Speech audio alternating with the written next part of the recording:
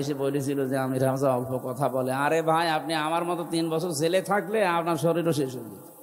আপনাদের এখন নতুন নতুন ওয়াইজ অগল 1 ঘন্টার পরে ব্যাটারি ফিউজ, 45 মিনিট পরে হুজুরের মুনাজাত শেষ হইয়া গিয়েছে। ওরা যদি 45 মিনিট করে, আমার তো 20 মিনিট করা উচিত। কি করছেন কি? হ্যাঁ, বেশি করে করেন। আসমই না আর বগুড়াতে, বগুড়ার লোকেরা ছাড়ে না। আসলে আমারে কোথাও ছাড়ে না, এই হলো মুশকিল। আমি এখন ওয়াজ ছেড়ে দেওয়ার চিন্তা করতেছি। ওই হামজা, এই বেটার বয়স আমার হাঁটুর বয়সও না। আমি ইউনিভার্সিটি যখন পাশ করছি ও জন্মই হয়নি। ও আইসা শুনি 1 ঘন্টা পরে মনোজাত দিয়ে দেয়। আমার যেগুলো আছে ওই যে ছোট ছোট রফিক আরো কে কে আছে, একদম এদের কি অবস্থা বলুন তো। 1.5 ঘন্টাও যায় না। কেন এত তাড়াতাড়ি ওয়াজ শেষ করো? একটা ওয়াজ করতে ছেলেদের বুক মাটিতে লেগে যায়। মানুষগুলো কষ্ট করে বহু দূর থেকে আসে, ঠিক না বাটি? ঠট করে উঠবার, সিট করে ছেড়ে দিবা, এটা যেন না হয়। আল্লামা সাইদি রাহমাহুল্লাহকে দেখতাম, এই যে আমি আপনাদের কাছে অনুমতি চাইলাম এখন, এই ঠিক এটা উনি করতেন। যত বড় হোক যত ছোট হোক, মাহফিলের আগে কমিটিকে বলতো দোয়া করব। কমিটি যতক্ষণ বলতো না করেন না, ততক্ষণ করতেন না। কত বিশাল মনের মানুষ। আল্লাহ তার কবরকে জান্নাতুল ফেরদাউস বানায়। রাত 11টা 12টা 1টা পর্যন্ত চালায়। কি বলে ও নিজেও বোঝে না, যারা শোনে ওরাও বোঝে না। কেন এত কথা বলা লাগবে কোন কারণে? আপনি কি নবীজির চাইতে বড় বক্তা হয়ে গেছেন? সেদিন বড় ভাই মাওলানা তারেক মনোয়ার মনে হয় বগুড়া এসে বলেছিল যে আমির হামজা অল্প কথা বলে। আরে ভাই, আপনি আমার মতো 3 বছর জেলে থাকলে আপনার শরীরও শেষ হয়ে যেত।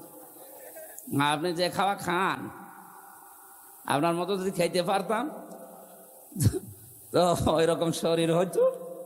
আর আধা ঘন্টা 1 ঘন্টা, আমিও 2-3 ঘন্টা চালাতে পারতাম।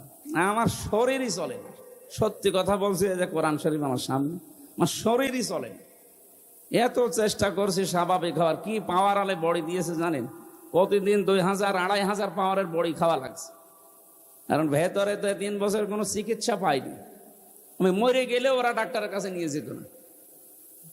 কত রকমের রোগ আমার এই শরীরে বাসা বেঁধেছে। এরপরও যে বেরিয়ে বেড়াচ্ছি, আল্লাহর রহমত ছাড়া আর কিছু না। কিন্তু আপনাদের মানা লাগবে, রাত 9টার ভেতরে প্রধান বক্তা তুলে দেবেন, অন্তত আমারে। যারা সারা রাত ব্যাপী করে তাদেরকে নিয়ে আসেন, আমার কোনো দরকার নেই।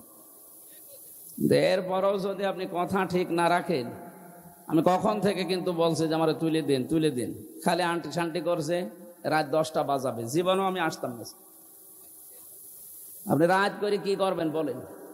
মানুষের ফজরের নামাজ পড়া লাগবে না? তাহাজ্জুদ নেই এদের, সকালে কর্মজীবন নেই, আর আমার তো বাঁচা লাগবে নাকি? এই জন্য কথাগুলো বলতাম না, বলে ফেললাম। আগামীতে যদি এরকম করেন, দরকার হয় বগুড়া জেলা বাদ দিয়ে দেবো। আরো বাংলাদেশে 63টা জেলা আছে, আর না থাকলে বিদেশ আছে। নবীজির 27 মিনিটের কথা যদি এখনো পর্যন্ত মানুষ কোল কেনারা না পায়, চিন্তা ভাবনা করি, তাই আমরা কি বলি বলে? 1-1.5 ঘন্টা 2 ঘন্টা কথা বলে, ওর কথার ভেতরে কোনো মাল ম্যাটারেস কিচ্ছু নেই, আন্দাজে চিল্লায়। এখান থেকে 1 খাবলা, ওখান থেকে 1 খাবলা। আরে ভাই, ওখান থেকে 5টা শিক্ষা বের হবে। আর লিখে দিয়েছেন তাফসিরুল কোরআন মাহফিল, এক একটা আয়াতে যত কথা আল্লাহ দিয়েছেন, একটা শব্দের ব্যাখ্যা করলে তো রাত শেষ হয়ে যাওয়ার কথা। যাদের কমন সেন্স আছে তারা যদি চিন্তা করে, আল্লাহ যাকে ঘোষণা দিলেন ইয়াসিন হে নেতা বলে, তাকে নেতা না মেনে আমি কাকে মানি? ওর জীবন পরিবর্তন হয়ে যাওয়ার কথা। আর যদি মাথায় মগজ না থাকে, এই শব্দের ব্যাখ্যা যদি নবীজি নিজে এসেও করতেন, ওর পরিবর্ধন আসতো না। এই জন্য আমরা অল্প কথায় যেন বোঝার চেষ্টা করি। নবীজির মতো এরকম বাগ্মী, এরকম ভাষার, উচ্চাঙ্গের ভাষার অধিকারী পৃথিবীতে আর আসবে না কিয়ামত পর্যন্ত। তিনি জীবনের সর্বশেষ ভাষণ দিয়েছিলেন সবচাইতে বেশি সময় ধরে, 27 মিনিট। কয় মিনিট? তার এই 27 মিনিটের বক্তব্যে এমন কথা ছিল কিয়ামত পর্যন্ত মানুষ এই 27 মিনিটের বক্তব্য নিয়ে চিন্তা ভাবনা করছে, আজও কোল কেনারা করতে পারে না। কি বলেছিলেন এই 27 মিনিটে? আর আমরা আন্দাজে আন্টি শান্টি করে খালি সময় নষ্ট করি। আমাদের যারা দায়িত্বে আছে ওনারা কিছুদিন আগে জানিয়ে দিয়েছেন তাফসীরুল কোরআন মাহফিলগুলোতে এদিকে ওদিকে না আছে, মূল কথাটা যত অল্প সময়ে পারা যায়। মানুষের এই মেধায় কথা ধরার একটা লিমিট আছে। আপনি সেই আসর থেকে শুরু করেছেন, আরে রাত 10টা 15 বাজে এখন আমার দিচ্ছে। আমি আগে জানলে মাহফিলে আসতাম না। আমি মনে করলাম 9টায় তুলে দেবে, 9টা থেকে 10টায় অনুষ্ঠান শেষ করে বাড়ি যেতে পারলে কালকে আবার 2টা আছে, একটা আলমডাঙ্গায় একটা চুয়াডাঙ্গায়। আমার তো বেঁচে থাকা লাগবে। প্রতিদিন যদি এইভাবে করে এমনি 3 বছর জেলে থেকে শরীরে বর্তমান জালসা দাওয়াতি কাজ না অন্য কিছু, মোর কাছে কেমনে যেন ঘাপটা লাগতে।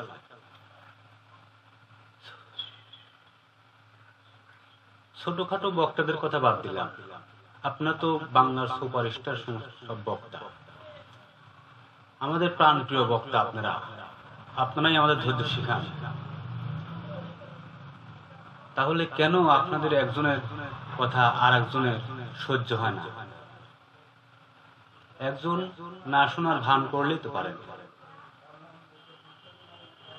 তাহলে পরে খেবেন কে? হাদিস কোন এক, সেহেতু আপনারা এক হয়ে যান। আবার মনে মনে কিংবা কোনো এক জালসার ময়দানে কোয়েন না হালাই কয় কি